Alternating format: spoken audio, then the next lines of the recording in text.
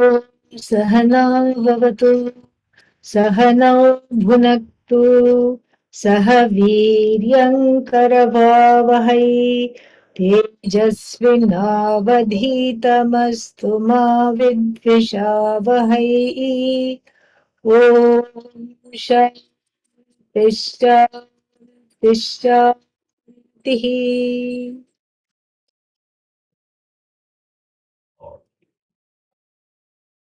verse number 12, I think.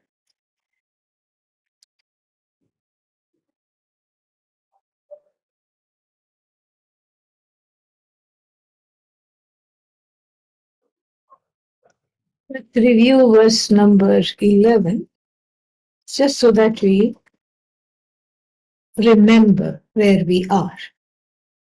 नोत्पद्यते विना ज्ञानम् विचारेणान्यसाधनैः यथा पदार्थभाण्डं हि प्रकाशेण विना क्वचित्.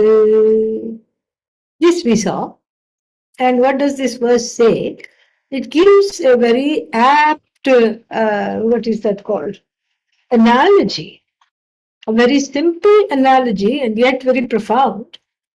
A simple and apt analogy of padartha bhanam. Bhanam, the bringing to light. Bhanam, the coming to light. And then padartha. Padartha literally means a word which has a meaning. Pada, a word, artha, meaning. And that is a very objective way of looking at objects. So that we don't mistake the objects to have a subjective value of making one bonded with that object, making one overly fond of that object, making one dependent on that object.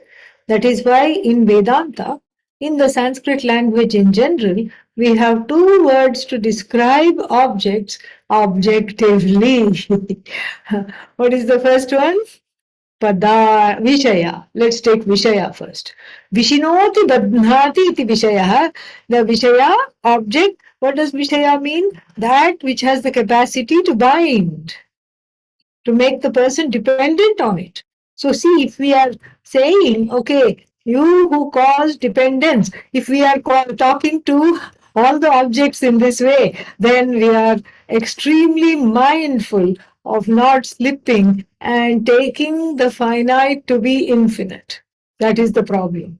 So that is how the objects bind in this first definition, because the finite is mistaken for the infinite, and so that first word is Vishaya. Again, just like other words in Sanskrit, the meaning of the word is embedded in the word itself. Then, okay, you don't like the word Vishaya, too extreme. Okay, Padartha. That doesn't even have a Vedantic twist on it. It's a really objective definition. Pada, word. Artha, meaning. So every object is nothing but a word and its corresponding meaning. The meaning of the word cannot be wrested away from the word. Wrested is spelled with a W, okay, here. Yeah. So cannot be taken away from the word. And so padartha therefore means a word that happens to have a meaning. And again, if I looked at the world of objects in this way, then I will not come to any grief of samsara. Because obviously, everything starting with this body, the mind, the senses, are words with a corresponding agreed upon meaning. So, this is the analogy in verse number 11 that we have seen. Yatha padartha bhanam. Padartha bhanam means the coming to light of words and meanings. In other words, the coming to light of objects. Prakashena vina kvachit na chagyate, we have to add. So, just like the object comes to light in the presence of light. In a pitch dark room, if you're there, you don't know what else is there in addition to you. You don't know that there is furniture, and you don't know that there are other people.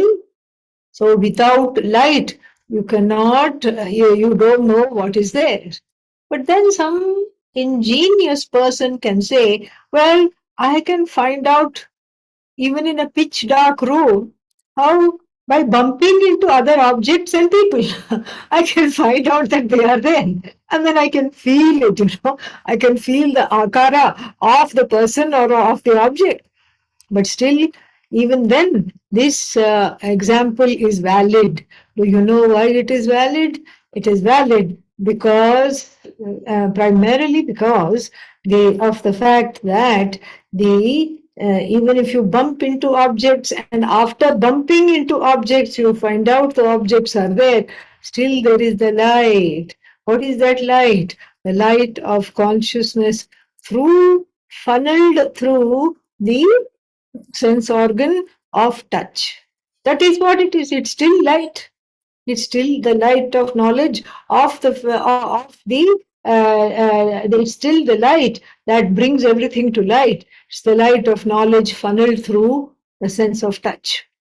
But here we are seeing it very plainly. We are not going through sense organs, etc., except the eyes, I suppose. So here, in a pitch dark room, you don't know what all is there. You think you are alone and you think you are just by yourself. Suddenly, the lights come on. This happens quite a bit to people.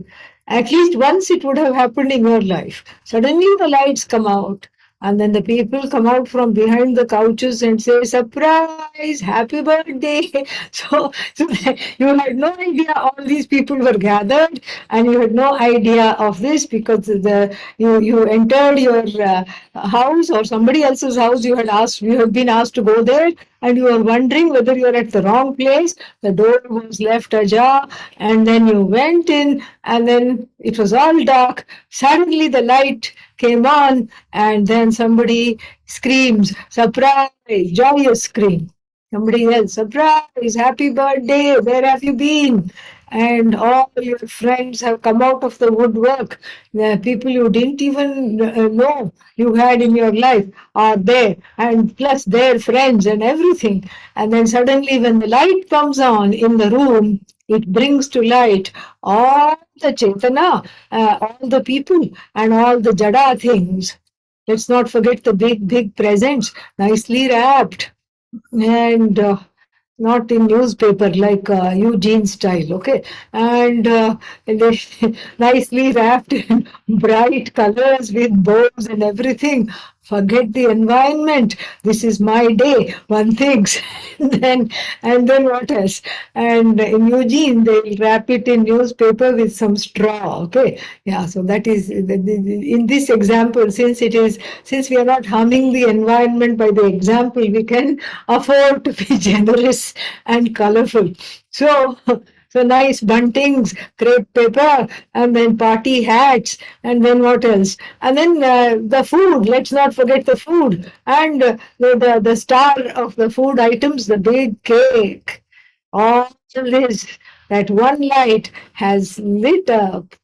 So now you come to know, in case you had forgotten, oh, it is my birthday today. Perhaps you forgot. And then here, everybody, all your loved ones are there to remind you. And it is just a wonderful thing. It was brought to light by the light in the room, which had been deliberately suppressed, switched off in order to have an element of surprise. So the jnanam, so padartha bhanam prakashena vina na utpadyate na sadhyate. So prakashena vina, without light, padartha bhanam. Padartha here means both jada chetana, the world of the birthday, is not lit up without the light in the room. All right. And that is the example. That which is exemplified here is this vicharena vina. Vicharena vicharena vina jnanam tatha na utpadyate. Tatha we have to add, because that yatha, which is just as, And tatha means in the same manner. So too, jnanam, jnanam vina, without knowledge, without the vitarena, anya sadhanaihi na utpadyate. So, just like that, the knowledge is not born without enquiry. Without the light of enquiry, the knowledge is not born through any other sadhana.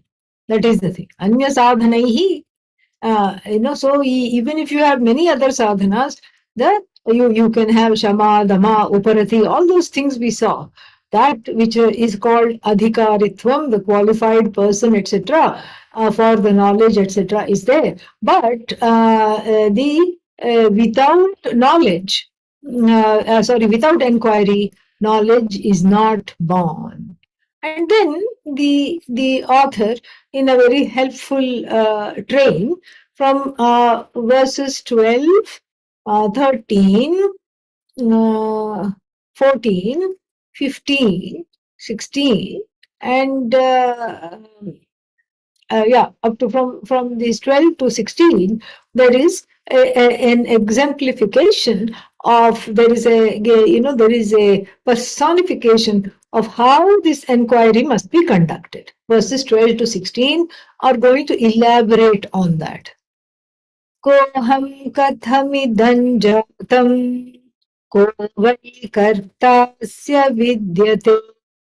कोऽहं कथमिदं जातं को वै कर्तास्य विद्यते उपादानं किमस्ति विचारः सोऽयमीदृशः उपादानं किमस्ति विचारः सोऽयमीदृशः.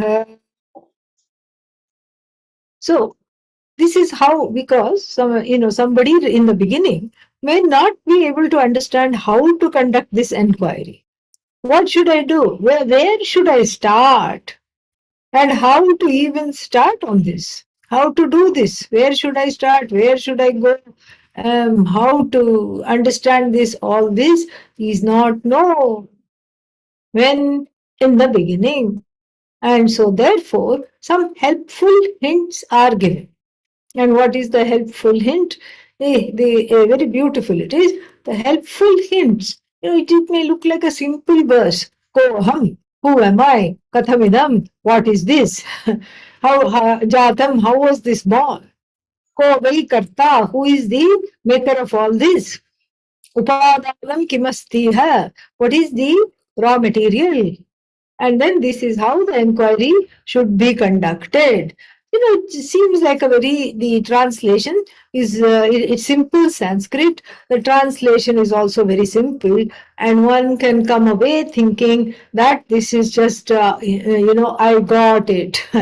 I got it. This is just, my Sanskrit is also improving. Kaha aham, koham. And koham means who am I? Who am I? Who am I? Okay, great. Kathamidam jatam. How did this all come into being? This creation, how did it come into being? See, it's under, Sanskrit is under my belt. I'm understanding this. And then kartasya, who is the karta? Who is responsible for this creation? Then vichara, then what is the raw material? What is this that I encounter through the five sense organs and through means of knowing, such as what are the other things? Fill in the blanks, inference, etc. And so you can just sort of say, okay, what is the raw material? How do I come to know these things? Vicharaha, the enquiry should be done like this. Saha ayam idrishaha. Idrishaha vicharha. Idrishaha means like that. And that comes with that gets, he goes along with the gender. So if it is feminine, idrishi, idrisham. neuter. So idrishaha goes qualifies vicharaha. Idrishaha vicharaha. This kind of vichara is done. Vichara means an enquiry. From which to enquire. See, even in English, the word which means to inquire, WHICH, means to inquire. Which is this? Which is that? And same thing in Sanskrit also. Which, to inquire.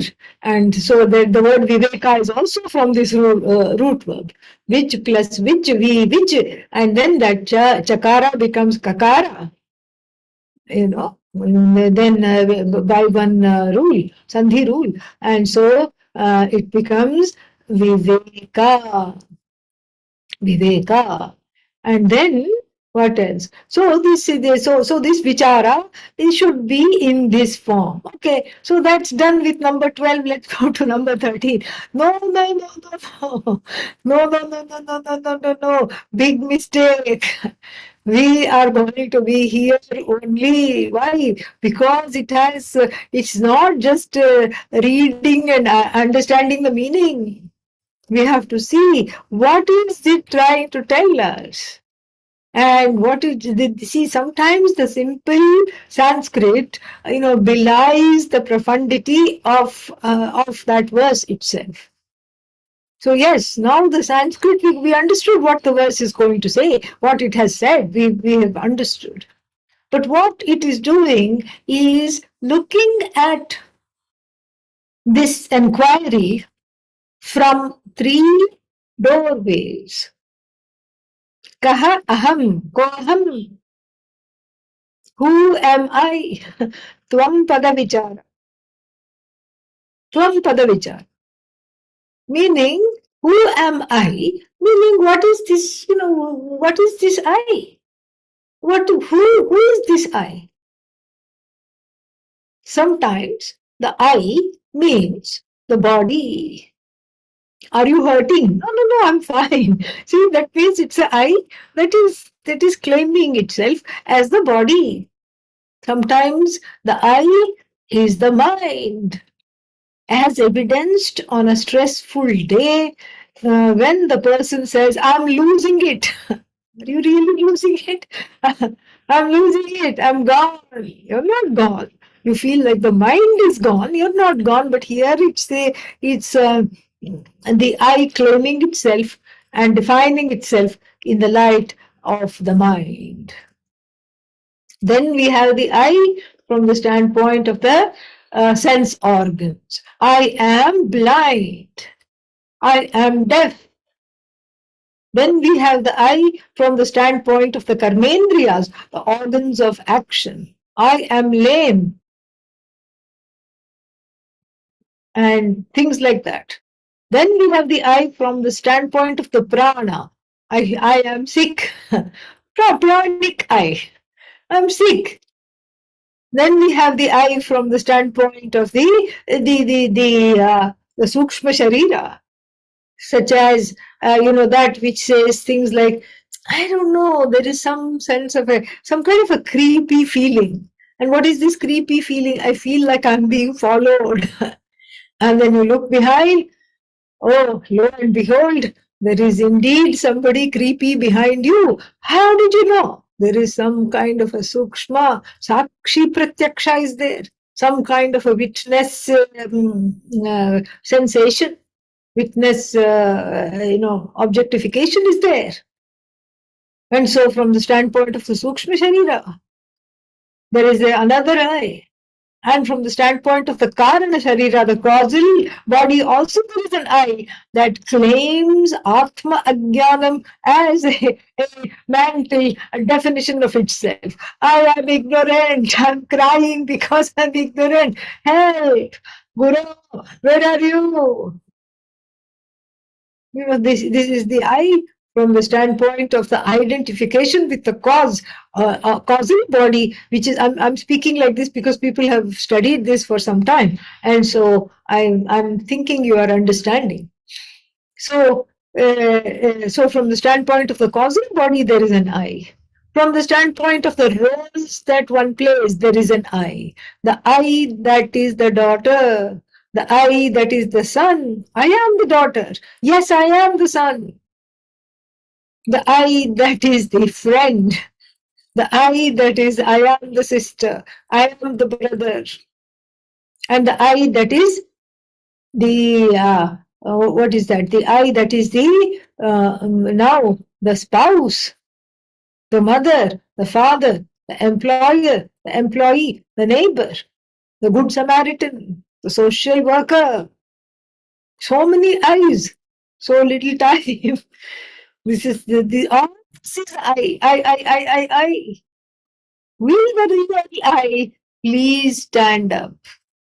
Because anybody doing who is ready for this inquiry and who has survived verses 1 to 12 is asking questions of oneself that is different from the masses of people who are going about their day in samsara, just reproducing it unknowingly.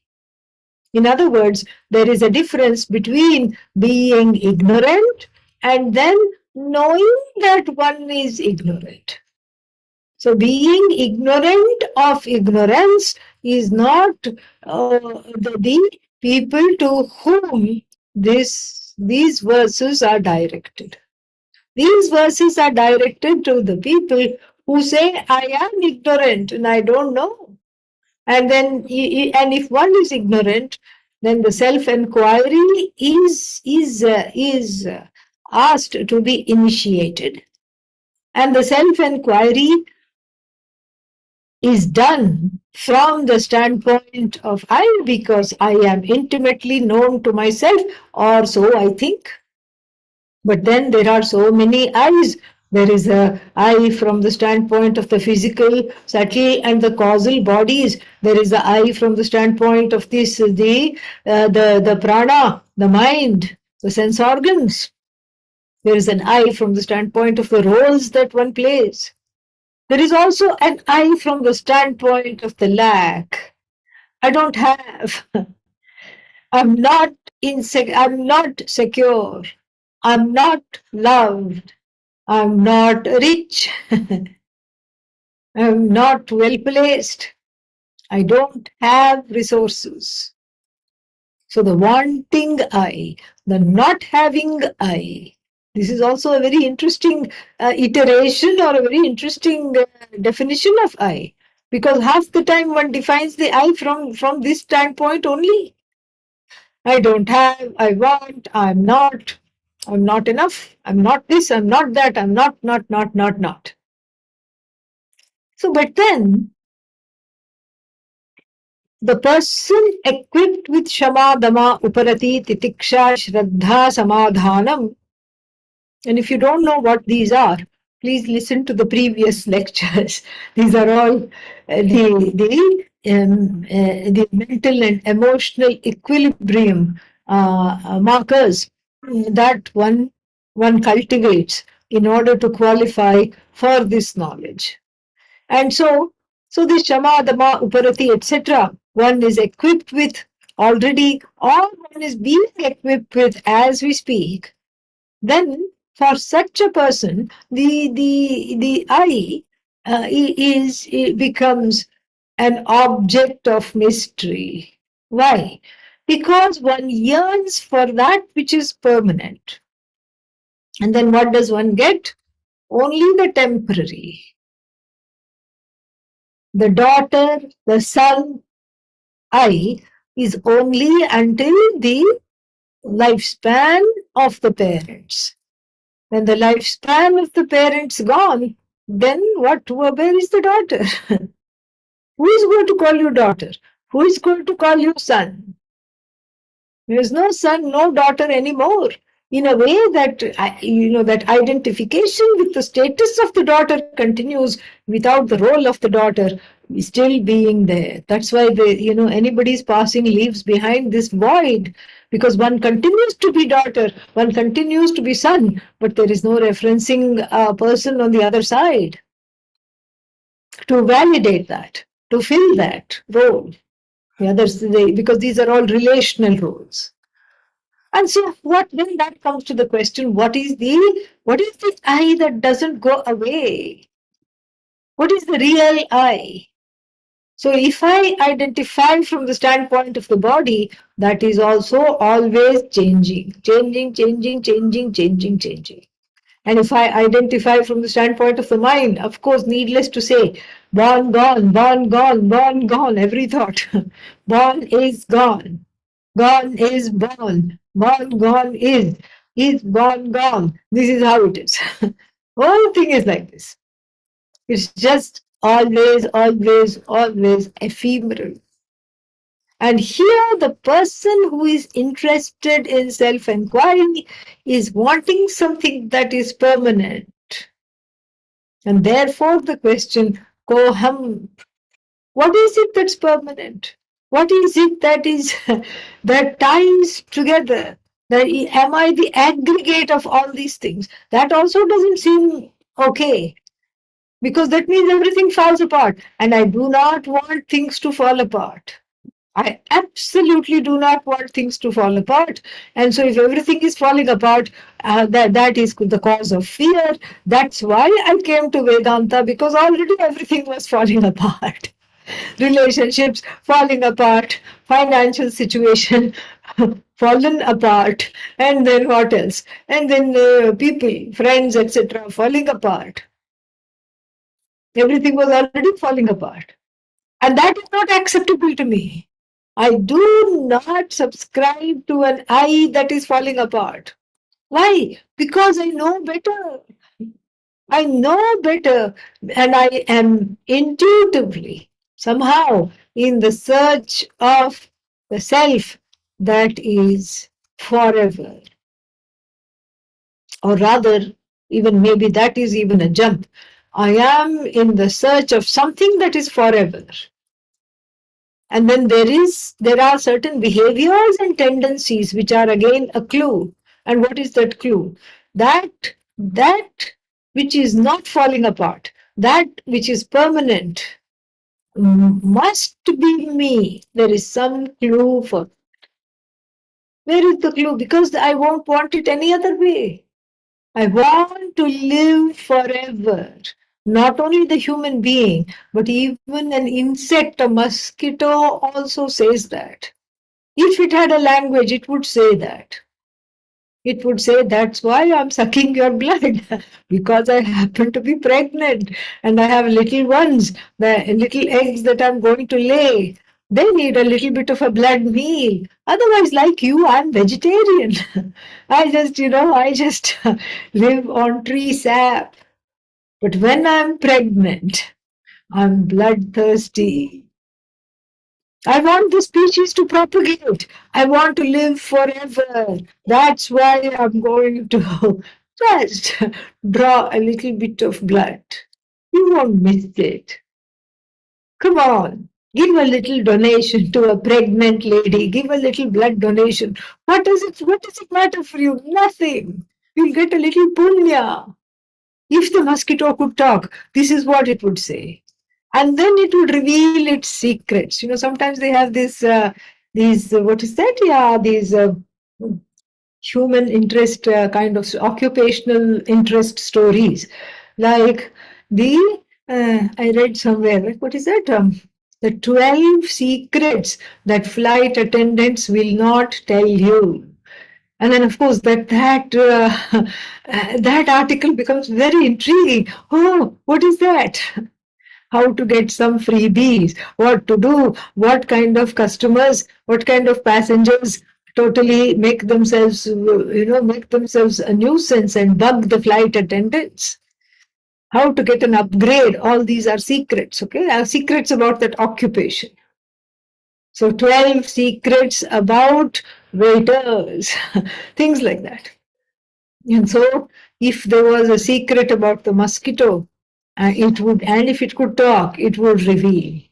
What would it reveal? Yes, I'm going to bite you, but I'm going to bite you in an area which is not lit up by the sun or the fluorescent light or any kind of light at home. How are you going to, why are you going to do this? Because I don't want to be made into chutney. I'm not ready for moksha yet.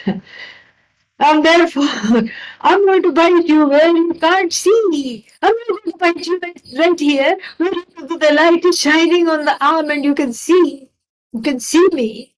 And if you see me biting you, what are you going to do? You're going to take the other hand. A ham hand is going to come and then extinguish me. I want to fly away. I want to live forever. Everything runs away when you go after it. That's why we eat. We eat things that do not run away. Eggplant doesn't run away. And the capsicums, what are they called in America? Bell peppers do not run away. Beans and carrots do not run away. And that is our that is the only thing, because we have to eat something. We are not born with solar panels on our head to be able to directly be fed off the sun. We are dependent on something to eat something. Either you eat the plants directly or you feed the plants to an animal and eat the animal. Plants are the source of food. And so you have to eat something. So you eat the plants, you eat this, you eat that. And somewhere I read, it was a little disconcerting, that they have found out that even picked flowers are screaming in their vases.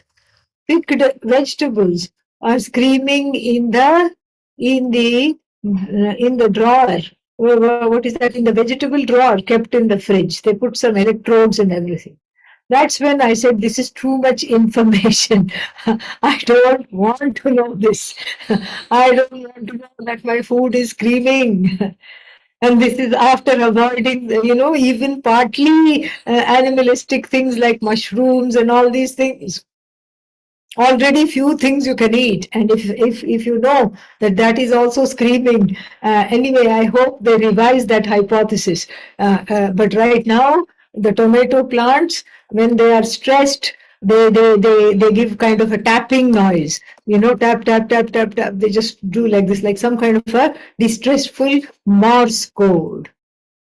And so much more research is underway with the cut flowers and the cut vegetables, and I'll keep you updated whether we finish Aparokshanubhuti or not. You will get an update about this as soon as there is one out. Okay, and so back to the text. So back to the text. I want to live forever. From the mosquito, from the pipilika, the tiniest ant, right up to Lord Brahmaji, this is the desire. When did I have this desire? It seems to have come with me. It seems to have come with me. And that's why even the tiniest baby quickly, even before it cuts baby teeth, develops a coping mechanism. Because the mother looks mad. Oh no, what did I do? I'm only 4 months old. And the mother looks angry and she's big. I'm small. She's towering. And the father is even bigger. Uh-oh, primary caregivers on the horizon. What should I do? Quick, quick, quick. Somehow I have to disarm the anger. If I do like this, somehow they smile, they laugh. I'll do something cute. I'll smile. Oh, they are no longer angry. Thank God, thank God, thank God. Or I'll just pretend to try to get up from the crib and then plop down and then fall. And then I'll do these kinds of antics to entertain them. Why? Because I want to live. The baby cannot even say, I want to live, but it is very clear. It wants to live and it wants to have the caregivers on its side so that they don't become caregivers, so that they do their job and look after it. Therefore, it will hide the pain. Oh, you want me to sleep all by myself? Yes, last night I couldn't help it. I bawled myself to sleep. But look, I'm smiling now. I'm smiling now. Look. Don't hit me. Don't hurt me. Look how cute I am. This is all coping mechanisms. Why? Why do these coping mechanisms develop even before the teeth come, even before the brain has fully developed? Because of the desire to be forever. That's why from childhood itself, one is in the search, in this kind of a elusive search for the forever. Where is this forever? One who is looking for the forever happens to be the one that is the only thing that is forever. Only Vastu that is forever. And this is an inbuilt desire, a non-cultivated desire, unlike the desire for complex food items like chocolate, cake, etc. And this is the desire, the only desire that is not really non-cultivated. It is the desire for moksha. Oh, but moksha means to be free. Free of what? Free of the constraining circumstances, things, situations, relationships that keep the forever from you. That is what it is. Moksha means the desire for to be forever. Moksha means to be free of all the encumbrances that come in the way of the search and the understanding of this forever. That is moksha. That's all that moksha is. And so now the desire to be forever, when it is recognized, especially with the aids of Shama, Dama, Uparati, Titiksha, Viveka, Vairagya, Mumukshutvam, etc., etc., when it is recognized, then that search intensifies. One was before meandering, now one is on a jog. The search has intensified. Koham, who am I? I cannot be the assemblage of this body, the next verse is going to say. I cannot be this. Why? Because the body is sagging even as I speak. All the body parts are sagging.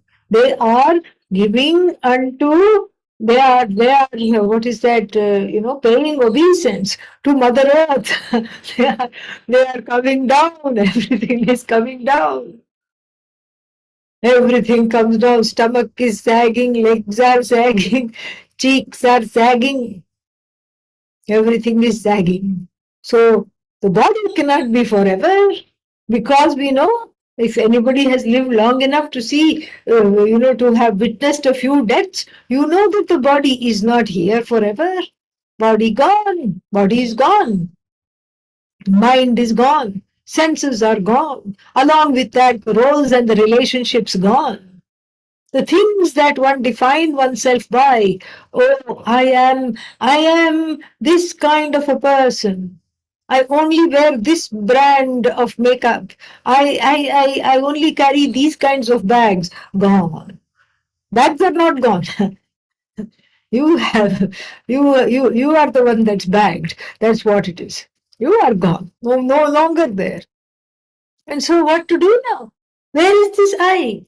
I don't accept that I am subject to decimation is totally non-acceptable to me. Completely non-acceptable to me. Why? Because the desire is so strong.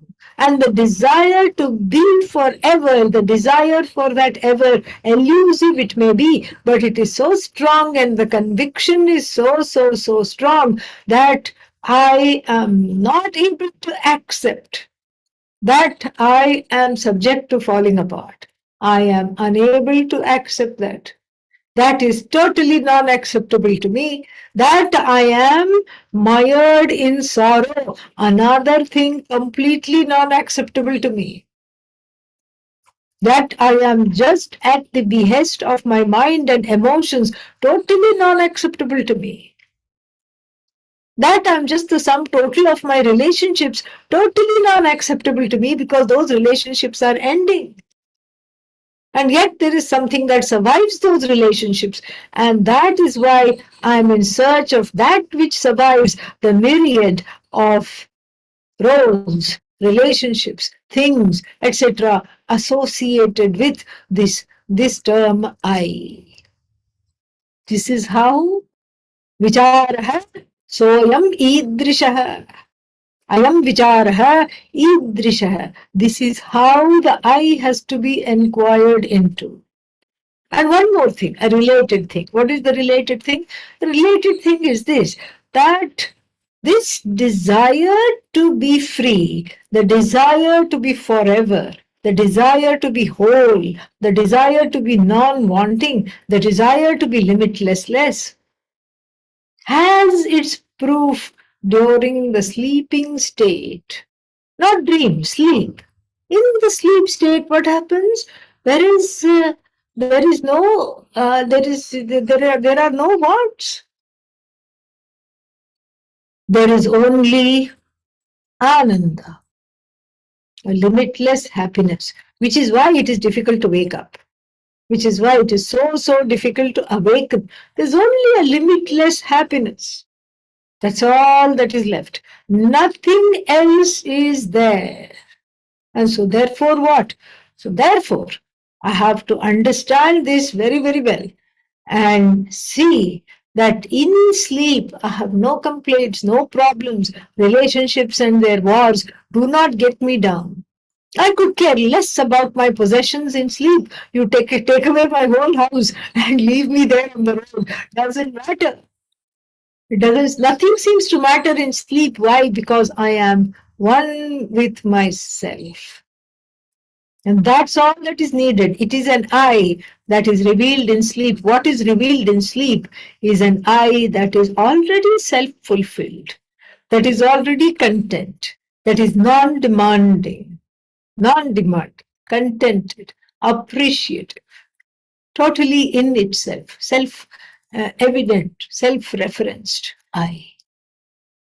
Now, only if I could get this in the waking state, then all these things would be wonderful. Everything would be wonderful. Why can't I get this in the waking state? That is the next question asked in this verse. Koham katham idam jatam. Because the I is not in a vacuum. The I is relating to a whole world of names and forms, aka Jagat, which again is as ephemeral as the body mind sense complex. In fact, the body is part of the Jagat. The mind is part of the created universe. The senses are part of the created universe. And so then what happens? I am constantly relating to people, situation, and things. Again, very ephemeral. Here today, gone tomorrow. In fact, that's the grammatical meaning of the word Jagat. Jayate is born, Kachati is gone. Is born, is gone, is born, is gone, is born, is gone, is born, is gone, is born, is gone. It's not a tongue twister. You can tell it many times. Is born, is gone, is born, is gone. What is here? That is that ties that which is born and that which is gone. It is simply the word is born, is gone. That which is gone and that which is born has the constant called is. This is the clue to relating to the Jagat. Because otherwise the Jagat is overwhelming, confusing, totally confusing. One day everything goes wonderfully. You go somewhere, people smile at you, people smile and offer you a seat. Please come, sit here. Don't go anywhere, sit here. Yes, I'm giving you a prize seat. Offer you food and drink. Laugh at your jokes, even though otherwise nobody else will. And, and, and be very kind. Some days goes like this, go like this. Other days, it is like pulling teeth. How? Tooth by tooth, not all of them at once, one by one.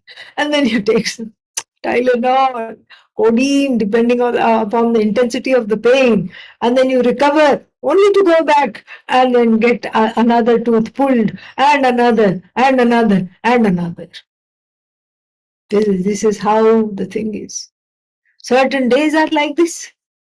And then when I do a certain reckoning in my mind, I find that the days which are like molasses going through something sticky all the time, quicksand, glub, glub, glub, always on the point, on the brink of drowning, outnumber the days where I'm offered a seat, where somebody opens the door, where somebody gives me nice things to eat.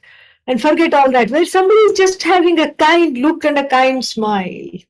Those days appear to be less and less. The other days where I have to fight with every single thing for my place in the scheme, to just to occupy my rightful place in the scheme of things, I have to fight, even though it's there.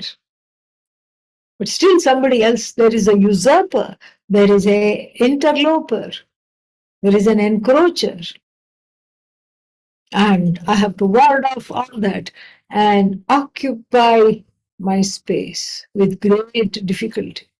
Occupy my space. Take charge of what is supposedly rightfully mine.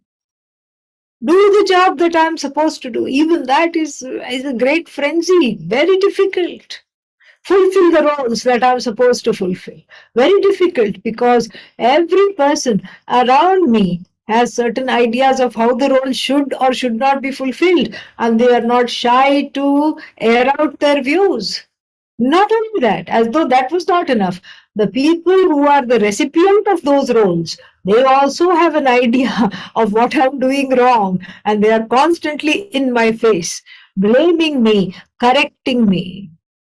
And then what? Then I go for some retail therapy. Even that is dangerous these days. Going to the shopping malls, etc., as we are seeing, is extremely dangerous. You never know what guns are in the hands of who. But if I go and try to make myself feel better, I go buy myself something. I go buy myself an experience, a concert, some show,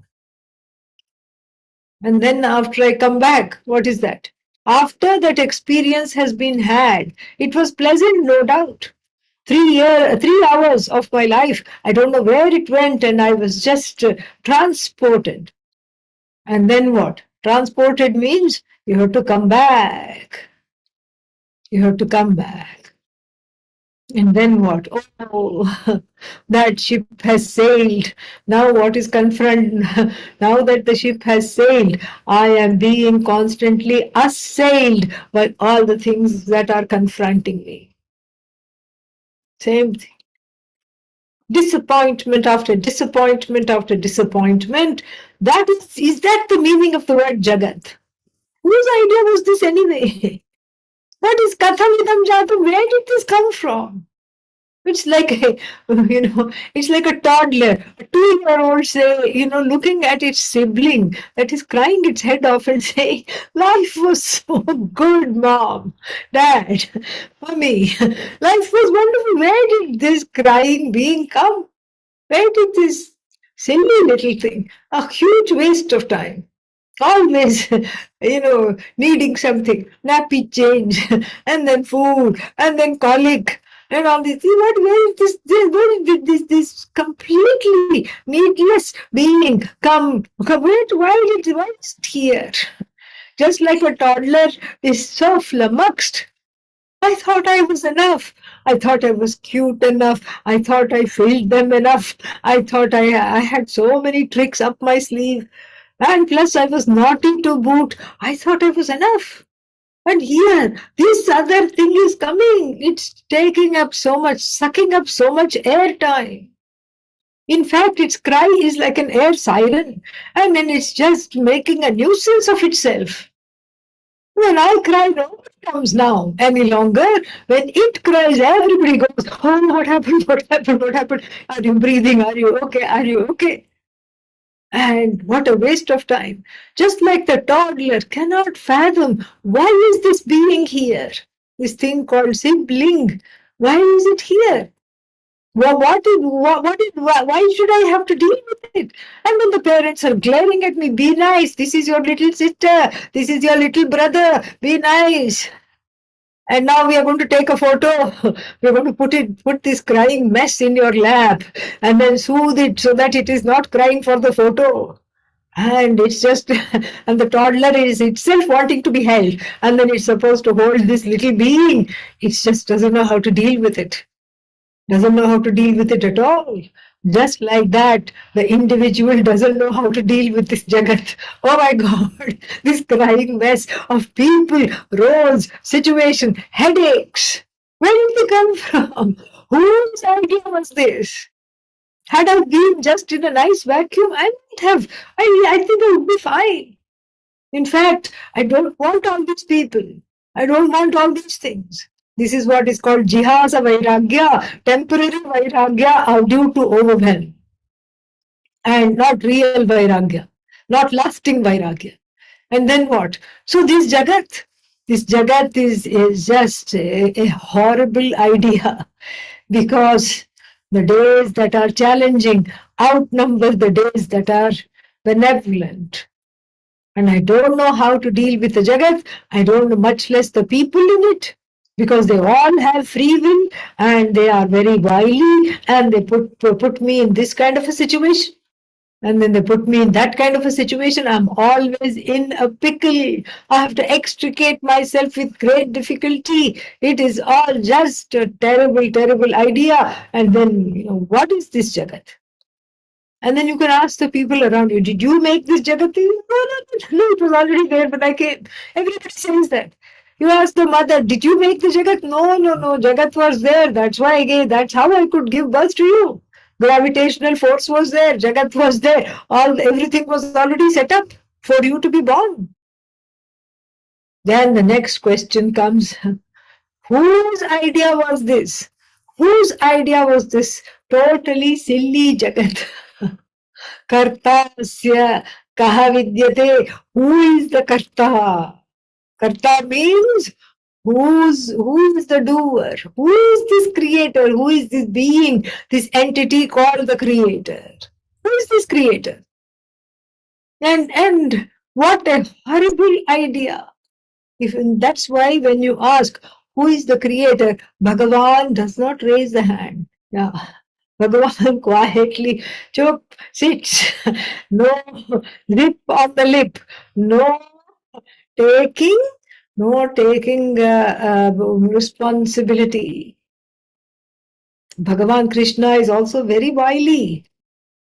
In the 4th chapter, he says, Tasya karta. Whose idea was this? Who made this? If you ask, Lord Krishna says, Tasya kartaram api mam vidhi, akartaram avyayam, he says very, very mystically. Yes, I made this Jagat. What? Here I'm coming after you with chappals, with slippers. I'm going to come after you and beat you to a pulp, whoever this Bhagavan is, because you have given me such a bad Jagat. My Jagat is full of challenges, full of losses. You say you did it, wait, I'm coming after you. And then Bhagavan quickly says, no, no, no, darlings. I am not the Karta. Come on. At least we expect the politicians to lie and be in denial. But here you are yourself telling, first you are telling, I am the Karta. Then you are saying, I am not the Karta. How can both be true at the same time? You are lying to us. How can that be true? Both can be true. Why? Because you have free will. And that Ishvara that you are trying to beat with a chappal, slipper, is ultimately you. If you don't know that, you go with a slipper to beat Ishvara, to beat the daylights out of Ishvara. In fact, daylight is Ishvara. What are you going to do? Slipper is also in a way Ishvara. And then the beater is Ishvara. Beaten, the one who is about to be beaten is Ishvara. This is the vision, a vision of no division. But nonetheless, not knowing this, you are in search of that phantom, some phantom karta over which you can put your wrath, direct your wrath. And that wrath is justifiable because look at my life, one can say. So many challenges for one person. Couldn't you find other people? I mean, there are 8 billion people in the universe. Couldn't you spread out these things a little bit? No, no, no. Akartaram Nam Vidhi Avyayam. I am not the Karta. Then who is the Karta? Sorry to say, but you are. What? What do you mean I am? You think I brought this upon myself? Well, yes. How? Karma. Whenever you have had an incarnation where you went against what is correct, where you put upon other people certain situations, certain things, put them in difficulty, cause them himsa, violence, discomfort, as you sow, what will happen? So shall you reap. So now the time for reaping has come. So it's your own karma that I have put in a nice box and wrapped it, gift wrapped it, and I'm giving back to you your own present. That is what. So, as you sow, so shall you reap. In fact, I want to change this particular adage. Biblical statement, I think it is. As you sow, so shall you reap. We should change it to as you sow, so shall you weep. You make the reap into weep. Yes, because that's what seems to be on the horizon. Karma means weeping. No, but there is also good karma. One can argue there is good karma, but who notices? Is good karma? How much good karma is enough? Tell me. Never enough. Nobody notices. Today, the whole event without being eaten by a single mosquito. Who talks like that? Nobody talks. You take that to be the that to be the normal. That is the problem. You don't acknowledge the good karma when it comes. People don't acknowledge it.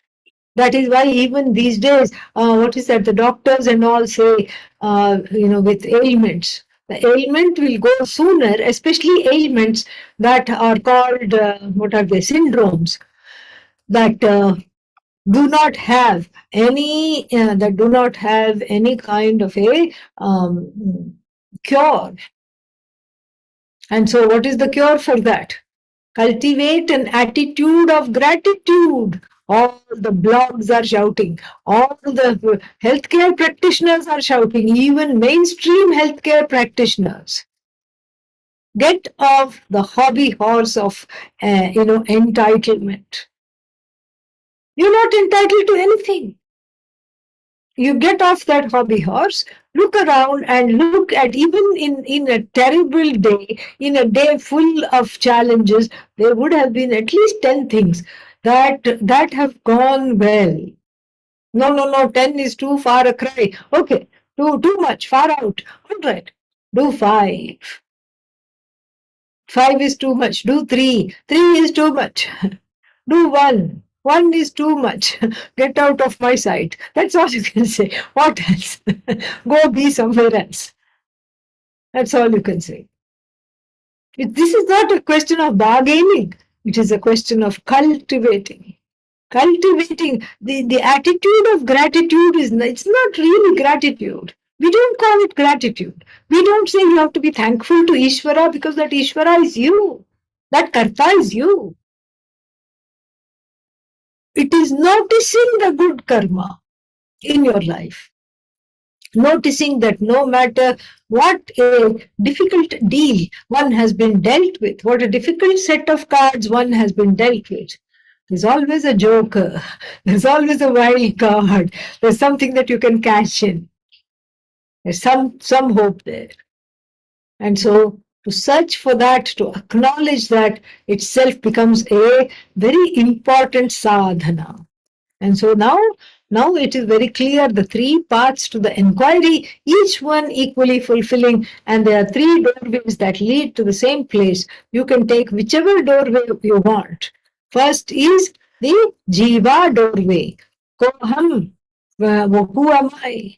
Jiva doorway. Who is this I? And we saw all that thing that this inquiry entails.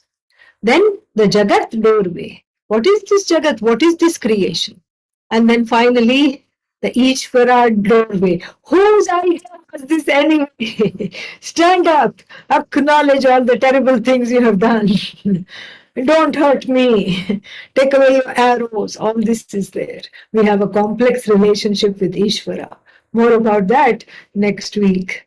ॐ पूर्णमदः पूर्णमिदं पूर्णात् पूर्णमुदच्यते पूर्णस्य पूर्णमादाय पूर्णमेवावशिष्यते ॐ शान्तिः शान्तिः शान्तिः हरिः ॐ श्रीगुरुभ्यो नमः हरिः ॐ Aparokshanubhuti is a lot of fun. All right. Take care. Good night, good morning.